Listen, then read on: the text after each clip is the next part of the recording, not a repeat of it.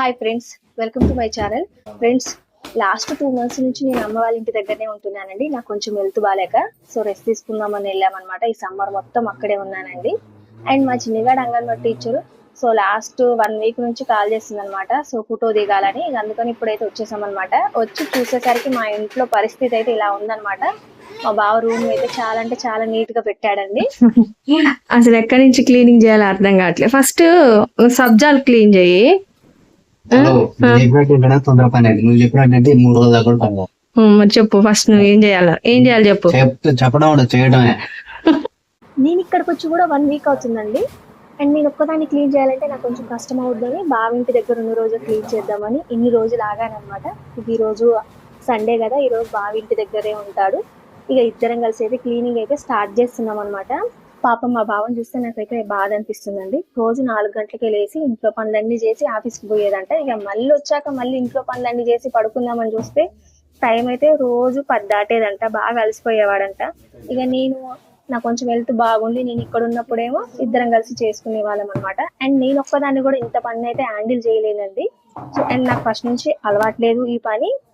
And నాకు నా health కూడా అంతగా సహకరించదు అనమాట. నేను ఎక్కువ పని కూడా చేయలేను అనమాట. అందుకే ఇద్దరం చేసుకునే వాళ్ళం అనమాట. నాతో పాటే మా బావ లైఫ్ లోకి కష్టాలు కూడా అడుగు పెట్టాయండి. మాకు మ్యారేజ్ అయిన 1 year లోపే నాకు ఈ కీళ్ళవాతం ఉందని బయటపడిన. సో అప్పుడంతా మేము అంతగా స్ట్రగుల్స్ అయితే ఫేస్ చేయలేదండి. సో ఎందుకంటే అప్పుడు మేమిద్దరమే కదా. అప్పుడు ఏంటంటే అంతగా కమిట్మెంట్స్ అనేవి ఏమి ఉండవు కదా. అండ్ మా బావ ఆఫీస్కి వెళ్ళేవాడు. అండ్ నేను ఎక్కువ మా పుట్టింటికి వెళ్ళేదన్నమాట. ఇక్కడ ఏమన్నా ఉన్నా కూడా అత్తమ్మ చూసుకునేది అనమాట. మనం ఇంట్లో ఏం పని చేయడం కానీ అంత రెస్పాన్సిబిలిటీస్ అనేవి ఉండవు కదా. మా చిన్నగాడు పుట్టక ముందుకు ఈ కీళ్ళవాతం అంతగా ఏం ఇబ్బంది అయితే పెట్టలేదండి. సో ఎప్పుడైనా పెయిన్స్ వచ్చినా మా బావ అయితే చూసుకునేవాడు అనమాట. అండ్ ఇంట్లో పని కూడా అత్తమ్మ అయితే చేసేదండి. పెళ్ళైన కొత్తలో కాబట్టి సో మనల్ని ఎవరేమంటారు, పని చేయట్లేదు పడుకుంటుంది అని ఎవరు ఏమన్నారు కదా. సో అలా వీడు పుట్టక ముందుకైతే అంతగా ఏం ఇబ్బంది అయితే ఉండలేదండి. సో ఇక వీడు కడుపులో పడ్డాక కొంత ఇబ్బంది అయితే పడ్డామండి. అండ్ ప్రెగ్నెంట్ గా ఉన్నప్పుడు అన్ని మెడిసిన్స్ వేసుకోవద్దంట కదా. ఇక అందుకని నాకు రెగ్యులర్ గా ఇచ్చే వాటిల్లోవి కొన్ని అయితే స్టాప్ చేశారనమాట. ఇక అప్పుడు నాకు పెయిన్స్ అయితే బాగా ఎక్కువయ్యాయండి. అలాగే ఆ పెయిన్స్ భరిస్తూ 9 నెలలు గడిపాను. ఇక చిన్నిగాడు పుట్టాక అస్సలు బెడ్కే పరిమితం అయ్యానండి. నేను ప్రెగ్నెంట్ అని తెలిసిన రోజు నుంచి వాడికి 10వ నెల వచ్చే వరకు అమ్మ వాళ్ళ ఇంటి దగ్గరనే ఉన్నానమాట. ఇంకా ఆ టైంలో అమ్మే అన్ని చూసుకునేది. కాకపోతే నేనైతే విపరీతంగా భయపడేదాన్ని అండి. 2-3 రోజులకు ఒకసారి మా బావ చూడడానికి వచ్చినప్పుడు నేనైతే చుక్కలే చూపించేదానండి. మా బావని అయితే టార్చర్ చేసేదాన్ని అనమాట ఈ నొప్పుల వల్ల. సో ఇక అలాగా డేస్ అయితే గడుస్తుండగా సో హాస్పిటల్ తిరగంగా సో కొంచెం కంట్రోల్లోకి వచ్చాయన్నమాట పెయిన్స్. ఇక అప్పుడు మేమైతే ఇక్కడికి వచ్చేసామండి. ఇక్కడికి వచ్చాక కూడా అప్పుడప్పుడు వస్తూనే ఉండేవన్నమాట. సో ఇన్ని రోజులు ఏంటంటే నేను మా బావే ఉండడం వల్ల సో పెయిన్స్ వచ్చినా మాకు అంతగా ఏం పడకపోయేదన్నమాట. సో ఎప్పుడైతే మా చిన్నగాడు వచ్చాడో అప్పుడు సిచ్యువేషన్స్ మొత్తం చేంజ్ అయిపోయాయి అనమాట. సో అప్పుడు కొత్తగా లైఫ్లోకి కొన్ని కమిట్మెంట్స్, కొన్ని రెస్పాన్సిబిలిటీస్ అవన్నీ వస్తాయి కదండి. సో వీటన్నిటిని హ్యాండిల్ చేసే క్రమంలో మేమైతే చాలా అంటే చాలా ఇబ్బందులే ఫేస్ చేసామన్నమాట. అండ్ అక్కడ ఉన్నప్పుడు ఎప్పుడన్నా పెయిన్స్ వచ్చినా నేను మొత్తం మా అమ్మకే వదిలేసి నేను కంప్లీట్గా రెస్ట్ తీసుకునేదాన్ని. ఇక్కడికి వచ్చే వరకు ఏంటంటే సో అత్తమ్మ వాళ్ళు పొలం దగ్గరికి వెళ్తారు కాబట్టి వీడింకా అత్తమ్మ వాళ్ళకి అప్పుడప్పుడే అలవాటు అవుతున్నారు కదా. సో అలా నేను వాడిని హ్యాండిల్ చేయలేక చాలా అంటే చాలా ఇబ్బందులే పడ్డామన్నమాట. గత 5 సంవత్సరాలుగా నా లైఫ్లో ఇదే జరుగుతుందండి. కొన్ని రోజులేమో నొప్పులతోటి బాధపడడం, కొన్ని రోజులేమో నార్మల్గా ఉండడం. నార్మల్గా ఉన్న టైంలో ఏదో సాధిద్దామని చెప్పేసి గోల్స్ పెట్టుకోవడం, నలుగురితో పాటు నడవాలని చెప్పేసి ఉరుకులు పెట్టడం ఇవన్నీ చేస్తుంటానన్నమాట. అండ్ సడన్ గా పెయిన్స్ వచ్చేసరికి వీటన్ని తీసుకెళ్లి డస్ట్బిన్ లో పడేస్తుంటాను. కంప్లీట్ గా రెస్ట్ తీసుకుంటాను అనమాట. సో ఈ రెండింటి మధ్య నేనైతే బాగా నలిగిపోతున్నానండి. దేంట్లోనూ కన్సిస్టెన్సీ లేక అన్నిట్లోనూ ఓడిపోతున్నానండి. ఇటు యూట్యూబ్ లో ఫెయిల్ అవుతున్నాను, అటు బిజినెస్ లో కానీ టైలరింగ్ లో కానీ అన్నిట్లో వెనుకబడిపోతున్నాను అనమాట. శారీరకంగా ఈ నొప్పుల వల్ల పడే బాధ కంటే మానసికంగా పడే క్షోభ ఎక్కువ ఉంటుందండి. సో ఎప్పుడు ఒకరిపై ఆధారపడుతున్నానే. సో నా పనులు నేను చేసుకోలేకపోతున్నాను. సో నా రెస్పాన్సిబిలిటీస్ని నేనైతే 100% ఫుల్ఫిల్ చేయలేకపోతున్నాను. ఒక తల్లిగా, ఒక భార్యగా, ఒక కూతురుగా, ఒక కోడలుగా సో దేనికి కూడా నేను సరైన న్యాయం చేయలేకపోతున్నానన్న బాధ అయితే సో రంపం పెట్టి కోసినట్లు ఉంటుందండి. చాలా అంటే చాలా బాధ వేస్తుంటది అనమాట. సో ఆలోచిస్తే ఒక్కొక్కసారి ఏం చేస్తాం, అంతా నాకు ఆచారం. సో ఏ జన్మలో చేసుకున్న పుణ్యఫలమో. సో మొత్తానికైతే నా లైఫ్ ఇలానే ఉంటది. సో దాన్ని అయితే యాక్సెప్ట్ చేసి తీరాలి అంతే. నేను చేశాను, నాతో పాటు మా బావ కూడా యాక్సెప్ట్ చేశాడు కాబట్టి నన్నైతే అర్థం చేసుకున్నాడండి. ఏంటిదమ్మా? చికెనా? ఎవరికి? నాకు వద్దు. ఫ్రెండ్స్, ఈ రోజు మేము క్లీనింగ్ లో బిజీ ఉంటే మా చిన్నగాడేమో మాస్టర్ షెఫ్ అవతారం ఎత్తి చికెన్ కర్రీ చేస్తున్నాడు అనమాట. అండ్ ఈ బొమ్మ వచ్చేసి ఏంటంటే ఇది బొమ్మ కాదండి, నేను రెడీ చేసుకున్న మ్యానిక్యూర్ అనమాట. సో నేను ఏమైనా డ్రెస్సెస్ స్టిచ్ చేసిన సో దీనికి వేసి ఆ వీడియోస్ అలా షూట్ చేసుకుందామని దీనైతే చాలా అంటే చాలా కష్టపడి రెడీ చేసుకున్నా. సో బట్ న్యూ యూజ్ అనమాట. యూజ్ లేకపోవడం ఏంటంటే నేను ఇంతవరకు ఏ డ్రెస్సెస్ స్టిచ్ చేయలేదు, దానికి వేసి వీడియోస్ అయితే షూట్ చేయలేదు అనమాట. ఇప్పట్లో నేను డ్రెస్సులు స్టిచ్ చేసి ఆ బొమ్మకేసి వీడియోలు తీసి అంత పరిస్థితిలో లేనని రియలైజ్ అయిపోయి ఆ బొమ్మను కూడా బయటపడేసానండి. సో ఈ బొమ్మలాగే ఏమైనా డిఐవైస్ చేద్దామని లేదా క్రాఫ్ట్ వీడియోస్ చేయొచ్చు అన్న ఉద్దేశంతో సో అట్ట పెట్టెల్ని సో చాలా వరకు పారేసే వస్తువులన్నిటిని ఇంట్లోనే తెచ్చిపెట్టుకున్నానండి.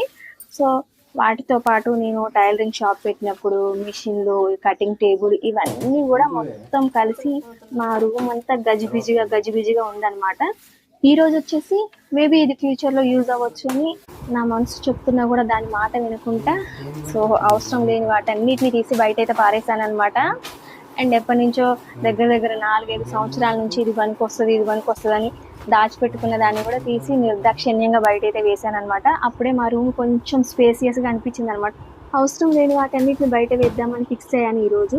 అండ్ దాంతో పాటు ఇంకొకటి కూడా ఫిక్స్ అయ్యానండి. సో అది వచ్చేసి ఏంటంటే సో ప్రెసెంట్ అయితే ఏ బిజినెస్ జోలికి వెళ్ళొద్దని ఫిక్స్ అయ్యాను అనమాట. ఎందుకంటే ఎంతో కొంత మనీ ఇన్వెస్ట్ చేసి బిజినెస్ స్టార్ట్ చేయగానే సో బిజినెస్ కొన్ని రోజులు రన్ అవ్వగానే సో నాకు పెయిన్స్ రావడం వల్ల దాన్ని అక్కడికి స్టాప్ చేయాల్సి వస్తుంది అనమాట. సో అందువల్ల మేమైతే నష్టపోతున్నామండి. సో మా చిన్నగాడి కంటే ముందు టైలరింగ్ షాప్ అయితే పెట్టామండి. అప్పుడు బాగానే 1 lakh వరకు అయితే ఇన్వెస్ట్ చేసామన్నమాట. సో షాప్ పెట్టిన 1 month కే నేను కన్సీవ్ అవడంతో సో అప్పుడు కొంచెం అయితే నష్టపోయామన్నమాట. అప్పుడు షాప్ క్లోజ్ చేసి అండ్ తర్వాత ఇక వీడు పుట్టాక ఇంట్లోనే శారీ బిజినెస్ అని, బ్యాంగిల్ బిజినెస్ అని ఇంకా నేను టైలరింగ్ చేయడం స్టార్ట్ చేశాను అనమాట. సో పర్లేదులే అనుకునే టైంకి మళ్ళీ నాకు పెయిన్స్ వచ్చేసరికి వీటన్నిటిని కూడా స్టాప్ చేయాల్సి వచ్చింది అనమాట.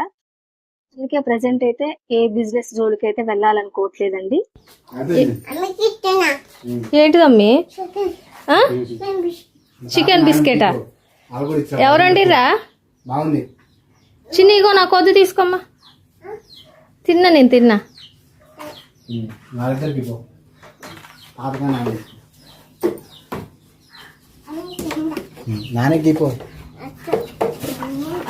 నువ్వే తింటావా? గిలే అరే నన్ను కొడతావారా?